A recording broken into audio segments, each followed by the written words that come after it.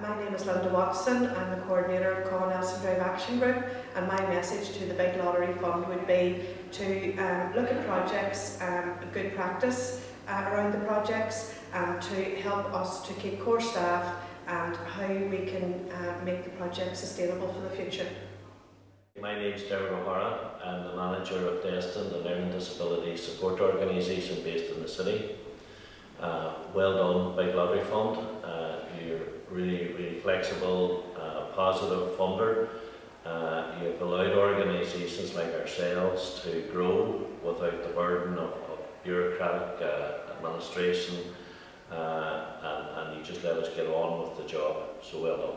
I work for North West Taxi Proprietors. We're funded under the Big Lottery Fund under the Reaching Communities programme.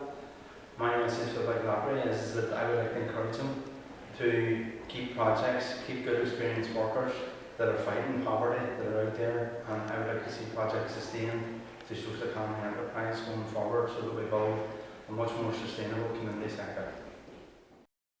My name is Anne-Marie Donnelly. I'm from the Hope Project. My big message to the Big Lottery Fund would be a big thank you for allowing Hope and Liberty Consortium as an organisation to grow and develop and to reach out to the community. We appreciate their flexible approach, a can-do approach which allows us to think bigger, and we hope to continue our partnership and continue the good working relationships. I'm Dawn Ostwick and I'm the Chief Executive of the Big Lottery Fund. What's the purpose of today? What's it all about? Today is the launch of the engagement and consultation for our strategic framework in Northern Ireland. So we'll be meeting a bunch of community and voluntary sector organisations to get their views on what we should be doing, what's great and what's not so great, and what could be different, and how the world is changing around them. So what have been discussions about? What have you learned from this morning from the people you were talking to? I think I've learned what a vibrant sector it is here, what an amazing variety of work is undertaken, but also how important the small, the local, the human, the intimate is, and how fragile that can be and how valuable it is. And if one wants to create more vibrant communities or enable people to live fulfilled and happy lives, then actually working at that scale is kind of really important, and remembering that in a world where we have to think about systems and processes and scale, etc., it is something that it's sometimes a little easy to overlook and forget just how delicate that is.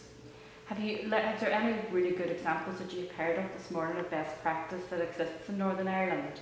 Well, there was a lovely little example when we were talking about how partnerships form, where Eamon, who runs some form of taxi service, was talking about how they had noticed that their taxi drivers actually, of course, had downtime, and therefore they got them all trained up to be able to respond to emergency situations and first aid and so on, working with the health authority. And I thought that was just such a kind of beautiful, simple, straightforward, obvious, but probably very rarely actually done thing that will make a huge difference to people's lives.